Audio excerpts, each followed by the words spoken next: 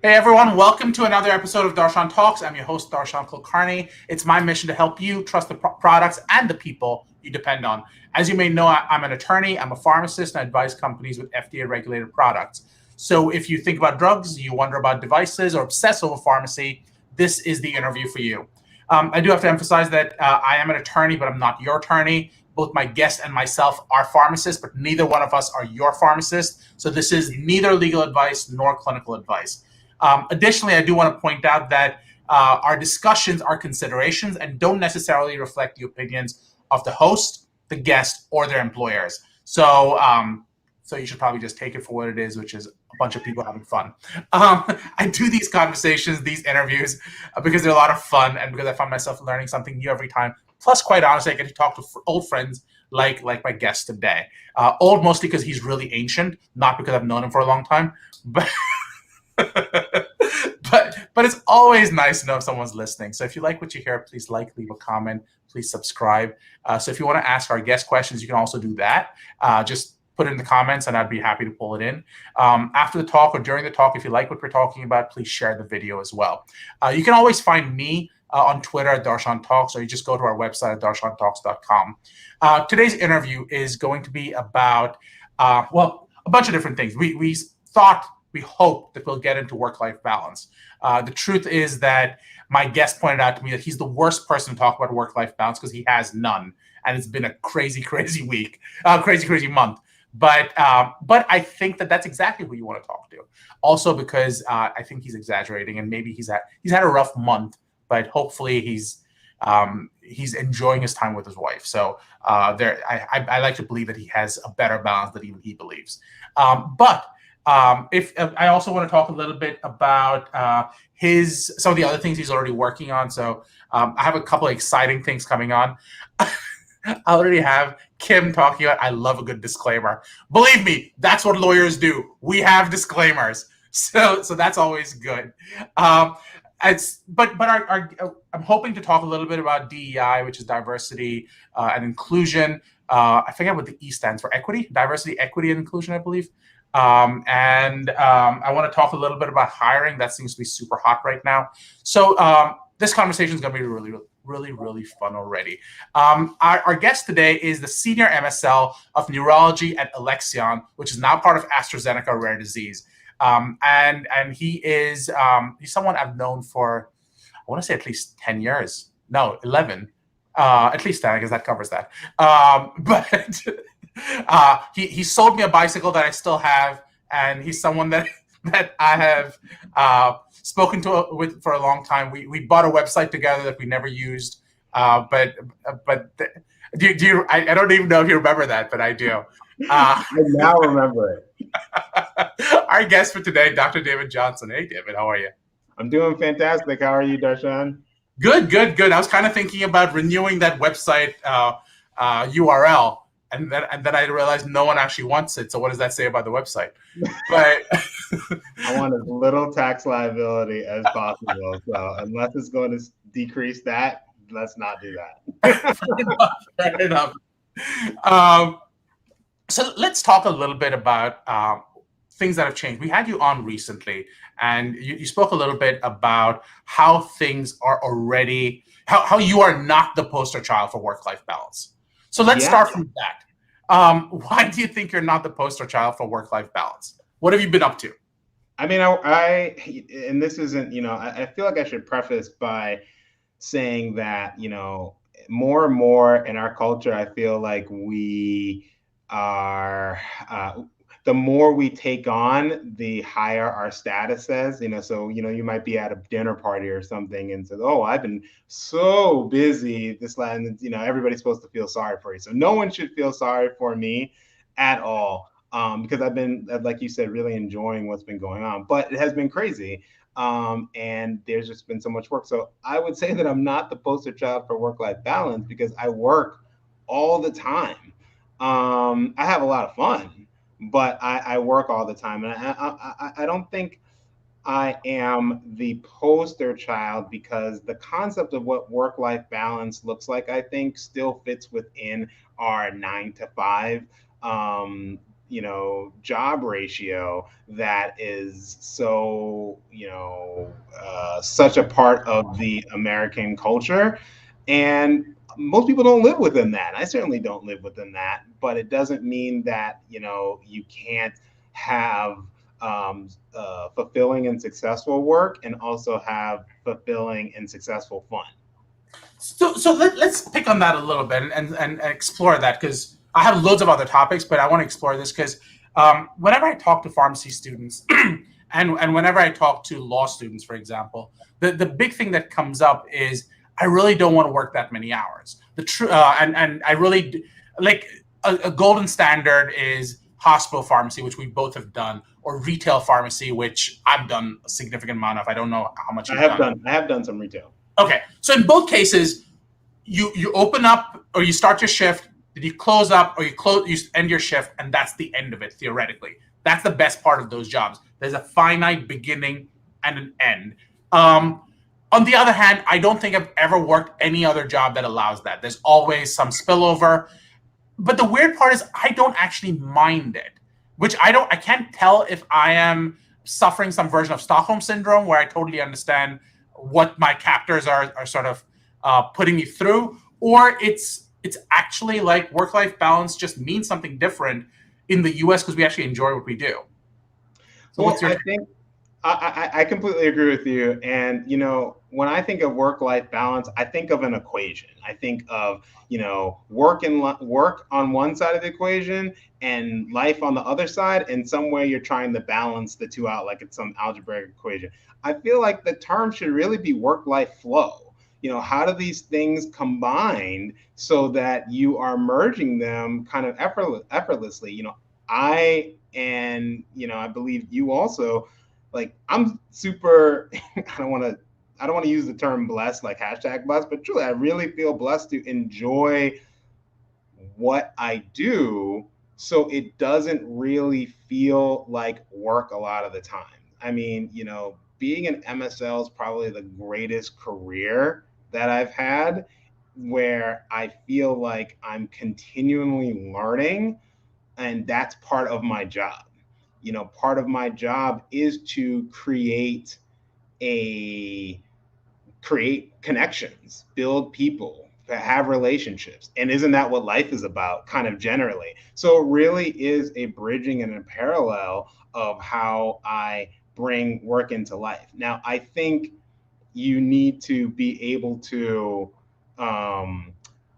splice your life into different sections and say, I'm going to be working on this project right now, or I'm going to be working on this vacation, not working during the vacation, but planning this vacation or planning this time to recharge. And I think that's one of the ways that we, our culture, our American, culture could start to think of work-life balance as not necessarily work and then life, but work and then recharging, or like using our energy and then recharging our energy. And as long as those things are in flow, then I think that we're in a good balance, if, to use, more colloquial expression. So, as you can tell, Janan had a comment. She goes, work-life flow is nice. So work-life integration or work-life synergy are some other phrases I have heard. I think I've actually heard those terms, but I'm not sure if I've actually heard them from Janan. So I'm not sure how legit that is, but she could be 100% right, because she could be my source as well. But my point being, it's exactly that. I mean, everyone I talk to who's working at a high level, I think in some sense, and I don't know if this is something we should be proud of or something we just sort of have to accept. I think a lot of the pleasures that I get in my personal life are because of my work. The type of work I do, the type of interesting conversations I can have with interesting people, all of which are a result of me doing what I do. So I see that balance to be interesting. I guess my question for you is, as part of this goal of having work-life balance, how do you combine, what does your daily life look like, and how is it different from say the time when you were not a senior MSL, like when you were just starting out? Do you find like you've taken on more work, or do you feel like it's just more interspersed and maybe it's not as concentrated, but you're constantly working? Yeah, no, I think that's a great question. And, before I get into all that, I should make some important disclaimers as you put around. One, I'm a man, and that makes my work-life balance maybe not as stressful or as immersive as someone who is or identifies as a woman. I am married without children, and so that obviously makes the equation, if you will, a bit more different. I don't want to use the term easier, but potentially even a lot easier. And newsflash, or potentially a bit easier to have this balance. And so I think there are a lot of social caveats that are important to express before going out and saying that, well, if you want to have this work-life flow synergy, do what I'm doing. I'm not saying that all our lives are different and all our roles within our life are different. However, the broad generalizations that I think I will make hopefully, we'll have some insight to someone. So that's my disclaimer. So I think the first thing in terms of, am I doing more work as a senior MSL? Yes. But was I trying to work to the level of, was I trying to work to my capacity whenever I started and whatever work that I've done? And I would argue the same thing is true for you. Yes. So I think my ability to perform work has increased, but hopefully I was working at the top of my ability at every stage I was at. So the amount of energy kind of feels the same, but per widget, I'm probably more efficient, I think, now than I was before. So do you think that's because you're more efficient, or you just have broader reach? I just think I'm better. No, I mean, I think, but some of that is true. I think I'm better at what I do, and I understand what I need to do to get to the places where I want to be. I have two just awesome nephews. I have really some awesome nieces and nephews, but two of my non-by marriage nephews, they're just amazing. One just started college, and I was trying to mentor him in a way, and he's doing really great and everything. And one of the things I told him is the biggest thing that you learn in college, or at least the first years of college for me, was how to learn. And I think the same is true for a lot of new positions that people may be in, whether or not Med Affairs, MSL, whatever, might be learn how to do your job. And once you learn how to do the job, then you can do your job. Worry less about doing your job, but learning how to learn to do your job. Because once you figure out the mechanics, then you can stretch and reach and figure out how to maximize. That was a big part of my development as an undergrad and a pharmacy student later on. And I think that was also my evolution as a, fresh Med Affairs MSL colleague coming of age within, Med Affairs and things along those lines. So I think, and I'm still learning, for sure. I don't think I have reached the top of, my ability and degree of learning within my position now, but I'm maximizing it more efficiently with more knowledge and, dare I say, skill than I did on the first day of the job. So what I'm hearing you talking about is you have become more efficient.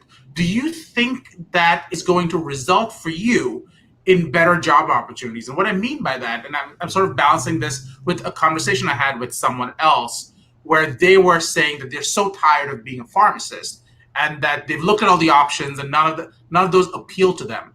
Do you feel like your career as an MSL has been curtailed and limited? Or do you think that there's unlimited growth ahead of you and it's just yours for the taking? Well, first, I'd step back and say, you're never not a pharmacist. You might be practicing in a role that is more traditionally pharmacy or traditionally X, Y, or Z, but I consider myself proudly a pharmacist, and hopefully this person that you're referring to also considers herself proudly as a pharmacist, and whatever profession you are. It's really about the mindset that you bring in the role that you're doing. I would say, to answer your question pointedly, I don't, and hopefully I'm answering the question. I don't think it is. Um, and actually, remind me of the question. It's more about role amount of work that I'm putting into the role. No, no. I guess my question is, as a, do you feel like now that you are a senior MSL, you have more opportunities for growth? Does your background as an MSL or as a pharmacist limit how far you can go up? Do you need additional degrees, or do you think that you're sort of well placed? So yes and no, right? There's like many questions. Number one, I think, you know, especially within my role now, there's so many opportunities to take on different responsibilities and have all sorts of different, um, experiences within my role itself, and a lot of that is building relationships within the institution, reaching out and doing good work, being excited about the work that you're doing and engaged about the work that you're doing, and bringing people into that, and showcasing yourself and what you can do as you're kind of going along in this journey. On the flip side of that, so that would address, no, I don't. I think I have many experiences and levels of opportunity beyond being a field, MSL, than I do right now. There are, however, some roles, some companies, and some positions where different degrees are just, I don't want to necessarily say necessary, but typically, acquired. So with medical directors or senior medical directors, very frequently, from what I've seen, you'll typically have them being physicians, with whatever experience within the therapeutic landscape. Now, does that mean that there aren't any medical directors that are PharmDs or MDs? Certainly not. I definitely know one amazing one on our team who is a medical director, and she's phenomenal. But typically, what you will see in these medical director roles and maybe more clinical science roles that are more senior within companies are MD positions. So what I hear you saying is, it doesn't limit you, and there are some roles that you traditionally see with certain degrees, but that's not necessarily limiting. It's more, do you want to put in the effort to go down that path, or are your efforts better used somewhere else? Is a question you individually will need to decide for yourself. So that really raises the next question, which is, well, actually, before I go to my question, we had a comment from Janan. Thoughts on your response when someone's incredibly high performing, productive, and managing when leadership gives more work to them? Does that question make sense to you? I can repeat it. So let me see if I can return it. Thoughts on your response when someone is incredibly high performing in management and managing when leadership gives. I'm not quite sure if I exactly understand. I think what she's saying is, if she's already high performing, as a result of her high performance, the leadership gives her even more work. What is your thought around that? Do you think that is appropriate, inappropriate, and how should that be managed? Well, I think it breaks down to words and definitions, right? What's the difference between work and opportunities and experiences? Mm-hmm. So are you just getting more work of things that you already know how to do? Or is management and leadership seeing, I want to grow this person? And another question, have you, as the person in development, reached out to management and leadership and saying, this is the direction that I want to grow in? Can you give me experiences with? I think very frequently, one of my, I feel like I said it the last time, I frequently say this, my granddad Johnson used to say all the time, you have not because you ask not. And, frequently when you ask for something, you're going to get it. And those, I think, reigns very true to experiences that we want to help us grow and develop into the roles that we want. So I think it's crucial, I think, for an employee to understand, am I getting more work or am I getting more responsibilities and opportunities? And I would add to that, maybe you're doing more work, and in exchange, they'll give you those opportunities as you continue. So don't look at work as necessarily the end of that transaction. It may be your contribution towards the type of work you actually want to get in the future. So it's often a give and take, and people forget that sometimes you have to give to be able to take, which surprisingly is more counterintuitive to some people. I'm specifically thinking of this conversation I had with a former boss. But anyways, a former boss you actually knew. Conversations for drinks at another time. Exactly. That's right. Different time. But let's talk a little bit more about. So we're talking about roles. We're talking about jobs. How is the MSL market right now? Everyone I talk to is saying they want to hire MSLs, but I'm also simultaneously hearing that the amount of effort to get the job, they're looking for very specific people. It's not just, you have a pharmacy degree, you can come work for us. Could you talk a little bit about what it takes to be an MSL and what are the most common types of people you reject? Wow. So first off, I'm typically not the one doing the rejecting off that, but I see who gets rejected, if you will. And I think it's less of a rejection and more of a, we're not the right fit for you right now type of thing. So for folks who are, I always tell people this to everyone looking for their MSL job, keep on trying, because eventually it's going to happen. Try not to get discouraged and frustrated. Now, with that said, you're 100% right. I think the market is rich, but the market is very particular in terms of what it's looking for MSLs right now. And I think, and when you think about it, the job of the MSL on paper is very complex and detailed and nuanced, from wanting to be clinical, scientific, medical expertise in frequently a therapeutic area that is of rare disease very frequently, or cutting edge, first in class in some way. And then you have to take all of that, package it up, and then translate it to folks who either have a high level of expertise or no level of expertise, and everybody in between externally, as well as doing those same things internally. So I'm certainly not here to say that like my job is so complex and nobody else could do it, but it is a nuanced job. And I certainly understand where hiring managers would really want to bridge all of those aspects. So you can't just have an MD, you can't just have a PhD or a PharmD or whatever terminal degree, and just be the smartest kid in the room, but maybe you have to be the smartest kid in the room who's also the class clown, or have prior experiences that really make you an ideal candidate for the very broad and nuanced work that I think field medical affairs people do. So, to further answer your question, things that I think people reject, again, I hate to use that term, but turn away initially, enthusiasm.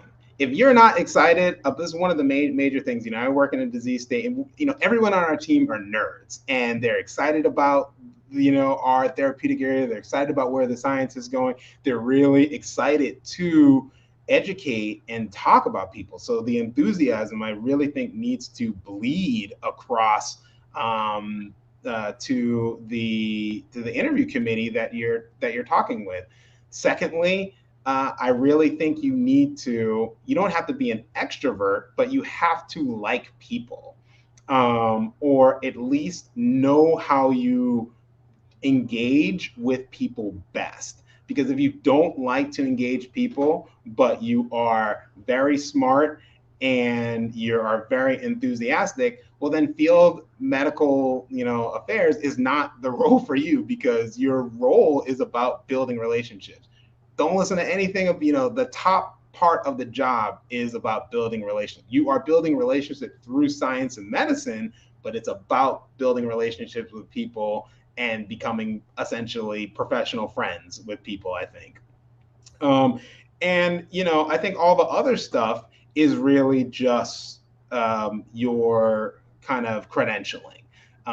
As many people will see on actual applications for these roles, they are looking for people with terminal degrees, people who have some sort of expertise within the therapeutic area that they're looking at, whether, depending on what that might be, so that they can kind of hit the ground running. But that doesn't mean that everyone needs to look the same in that role. On our team, there are a whole bunch of different perspectives within that therapeutic area, whether or not they're PhD neuroscientists or PhD pharmacologists or transplant pharmacists or pharmacists who have worked in managed care or physicians. There was a surgeon who used to be on our team. And so it's very diverse. And so it's what enthusiasm uniquely are you bringing to this team of nerds that you are going to get along with? And that rounds up my last point is, and again, this is a two-way street. You really want to get along with the people that you're working with, because, and this goes back to the foundation of our conversation, the work-life balance can be very blurry as an MSL, and you might be talking with someone, you definitely will be talking with someone after 5 who has a question about that a KOL wants, and they don't know the literature as well as you do because they've been there less, and they really want your take on this. And so can you talk them through this? And you're a good employee to talk them through it. But, I think in today's day and age, we want community, we want friends, we want people that we really like in our groups, and you want to like the people that you work with, and that will truly allow work-life flow and synergy, and that I think is palpable to hiring managers when they see that type of energy. So it's interesting. I'm going to have several comments on what you said. I'm careful because we're already past the time we normally would do this, but there's so many things I want to talk about. The first thing I want to talk about is an overall comment. So when I talk to people applying for jobs, my experience is that I tell them, if you got the interview, now no one's questioning whether you understand the job anymore. Now it's, do they get along with you? That's the big question. So if you can get the interview, your credentials are not in question anymore. No. I think a lot of people forget that. They're like boning up on their credentials and saying, do I understand this? It's less that. It's more personality at that point, which I think a lot of people forget. I think the second thing, your number one point was enthusiasm. And the reaction I had to that was, it reminds me of that perpetual question I personally hate, but you're 100% right about, which is, why do you want this job? And mentally in my head, I'm going, because it pays me. But so that wasn't can I tell you what my answer was when they asked, why do you want to be an MSL? And when you come from the clinical world, they also ask you, well, why do you want to leave clinical practice?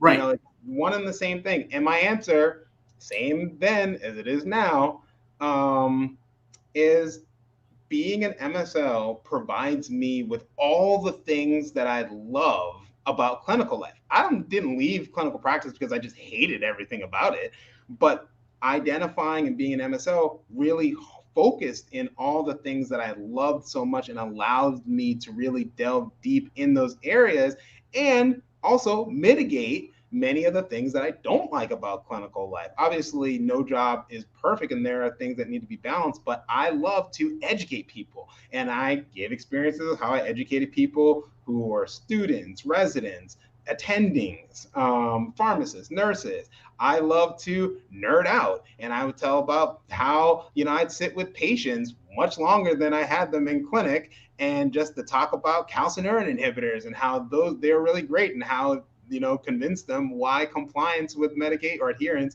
with medication is really important in their career. I love aspects of really breaking down research to people and, having them understand. And even more so, I love empowering people. And that, I think, is a really big thing, especially when you are given the responsibility of someone's health, to not just hold that as secret knowledge, but give it to them in a way that they can truly ingest that and empower their life. And I think, well, I'm here now, but I think that was influential on them seeing that, oh, he's not leaving something, he's coming to us with something. And that's impactful. And I think that is the switch that I think is important when looking into another job. You never want to leave a job. You always want to go to another position. And I think that speaks to the word enthusiasm. So what I was saying was, mentally you're going, because it pays me. But the answer people are looking for is, that's all well and good, but what is it that this job will do for you that either you couldn't do somewhere else, or that you uniquely think you're impassioned in this job that you didn't get somewhere else. So I think that's going to your point. The third thing that you mentioned was you genuinely have to like people. And I think you're 100% right. One of the things a lot of people forget is, a lot of people, especially MSLs, when I talk to them, really talk about this idea of it being, I don't know how to approach this answer. It being something you go after with like physicians and clinicians, and you get to, as Kim puts it, nerd out. As you put it, nerd out. But the point I was also making is, number one, we're reaching this, and you do get to do that. You get to do that with clinicians at a very high level. But you're also reaching a world where patient centricity is a real thing. And as patient centricity becomes a real thing, you get to have a nerd out conversation with someone's grandmother and get to explain to them why this matters and why they should continue taking the medication. Not necessarily your medication, but the medication that's going to help them get better. And that's the role of an MSL. And the reason that's important is going back to a conversation I really wanted to have, but we did not get to, which is the role of compliance, which is this idea that the role of an MSL is not to pitch the product. The role of the MSL is to talk about, here's the science behind all the decisions you're making. And you can choose all these different paths depending on what's right for you. And you as a patient should know these options. In the end, the decision you make is between you and your doctor. And that's not the role of the MSL to come in and address, but to hopefully explain or augment that role by giving you more information. So to your point, if you don't like people, or maybe you only like talking to scientists, you're doing a major disservice to the other people you're now going to have to start serving more and more, which is patients. Would you agree with that statement, first of all? I completely agree. And to underscore your point, and again, I'm biased because I'm a pharmacist, but I think that makes the role of an MSL even more ideal for clinical pharmacists, because our job, not in every state in the country, but certainly in the Northeast, is not to provide right prescriptions and prescribe directly to patients, but it's to equip prescribers with the best knowledge of drugs so that the best decision can be made for patients' care. And it's a little more toned down as an MSL because you're not giving a recommendation, but you are still equipping. Yeah, thank you. You're still providing clinicians with the necessary information for them to make the right decisions. I agree. And I think the last piece, and I think this is something even I admit I didn't appreciate as much, is this idea of uniqueness. So everyone applies to a job and goes, I'm just like you, so let me into this exclusive club. And the secret sauce you just mentioned is, we already have people like us. What more do you bring to the table? What makes you different? What makes you unique? So it reminds me of high school, where you had your different cliques and everyone wanted to be a nerd or a jock or something else. And it was never okay to be unique. But as you get older and older and older, you start appreciating the value of being unique. And if the good news is that if you weren't chosen for something, that would have been the wrong click for you. And I think you need to appreciate that. And I know it stings in that moment, but it's probably something you want to take away and recognize. So Definitely. I'll let you respond to that. No, definitely. I mean, I was going to say, it reminds me of that movie, that 80s movie where all those different kids get sent to detention. Like ones that I forget the Breakfast name. Club. Yeah, Breakfast Club. You want a breakfast club of nerds, on a team.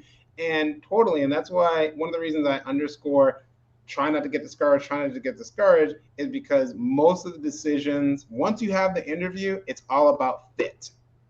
And fit goes both ways, because you don't want to be on a team that you don't fit on or doesn't fit with you, because then you're just going to be on another team in 12 months.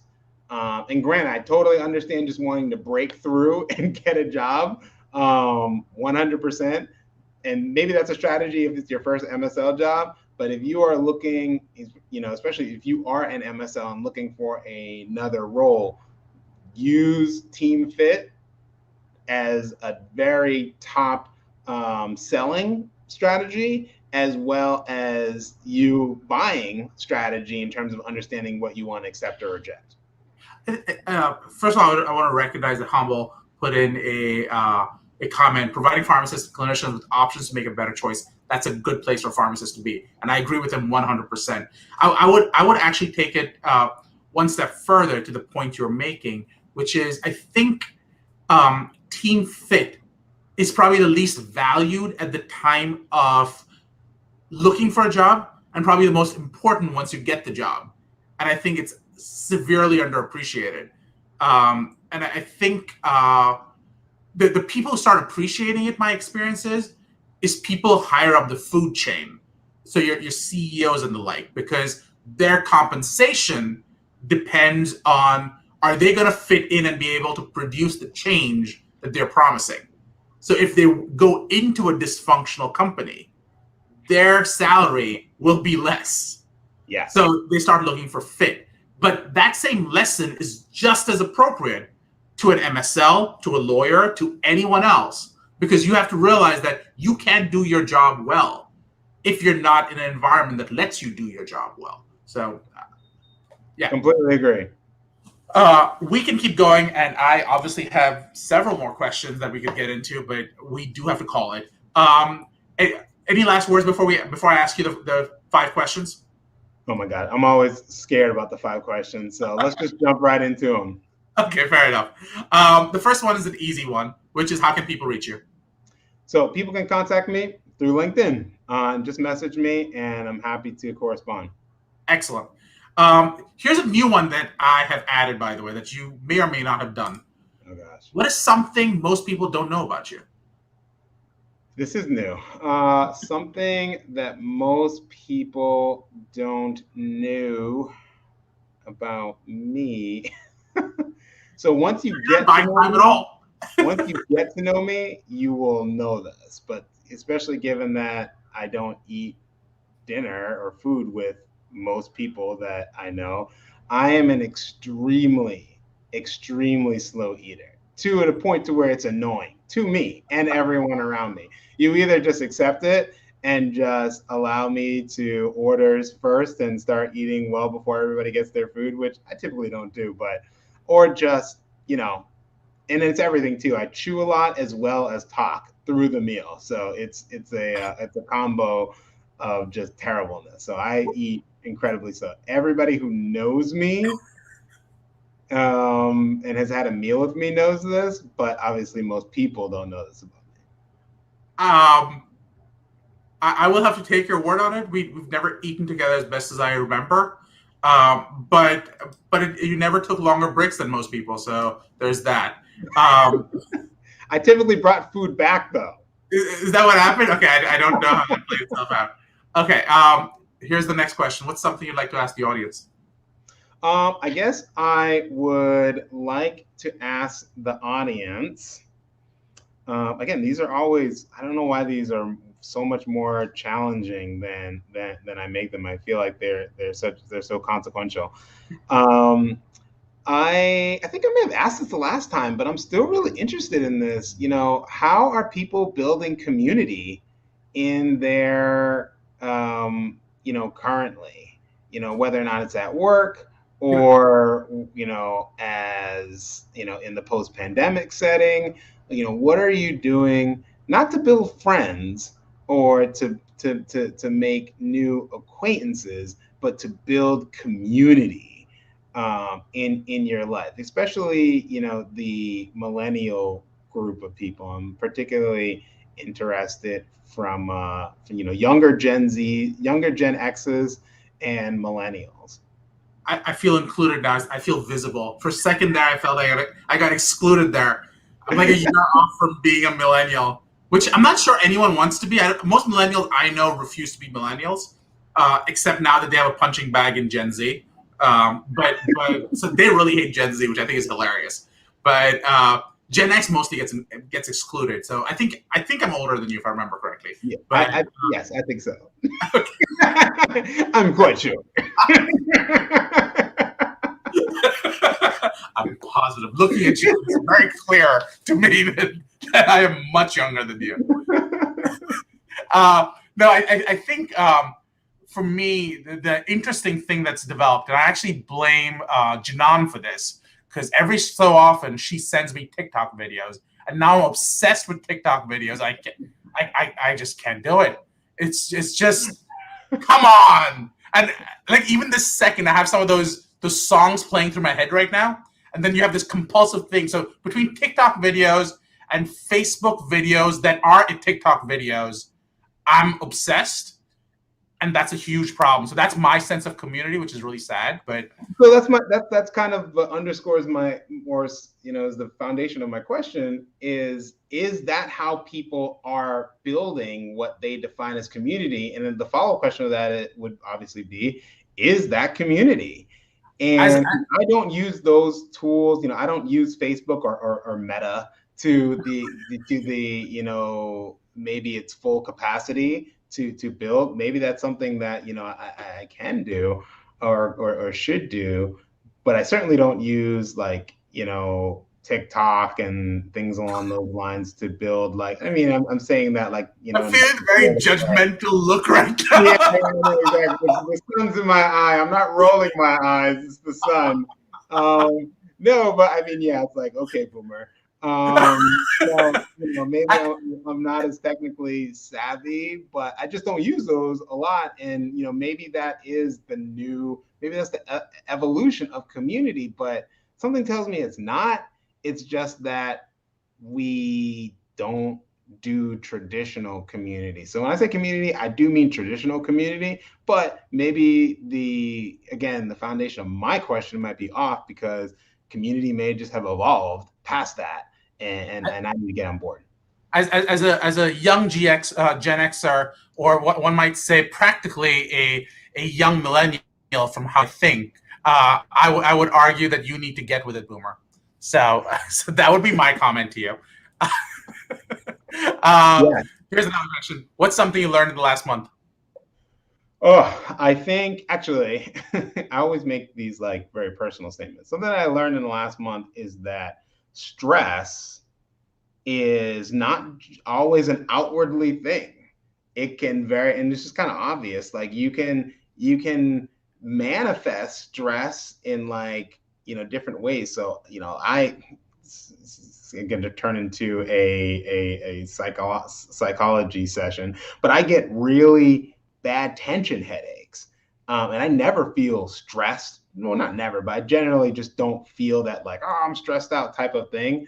But these ways that stress can manifest itself can be surprising to people, and that was something that I see the word learn, but I also kind of put that surprised me last month. That's kind of how I also think about it. And so I guess my cautionary tale for people is do things this is part of work-life flow. Do things that recharge you. Keep on thinking about your health and your well-being as something that is extremely important, because you definitely cannot perform to your max in whatever you want to do with your spouse or your children or your family, your community. If you're not at your if you're not recharged the most. And so I think that's something that I'm really starting to learn for myself. And last question, what is something that made you happy in the last week? Something that made me happy. Oh my gosh. I went to my first social event over Halloween. Oh, Everyone's vaccinated, and it was outdoors also. But it was my first party in nice. 2 years. It was incredible. Yeah, yeah. I hung out with a friend last week, and it was the most glorious thing I've done. Yeah. But only because I haven't done it with many friends, so it was awesome. Um, as always, this was a lot of fun, David. I can't wait to have you back on again. And thank you, everyone, for participating. If you have questions for David, feel free to reach out to him on LinkedIn. He will be back mostly because I'm going to ask him back, and hopefully he'll say yes. But it's always great to have you on, and thanks, everyone. Thanks, Darshan.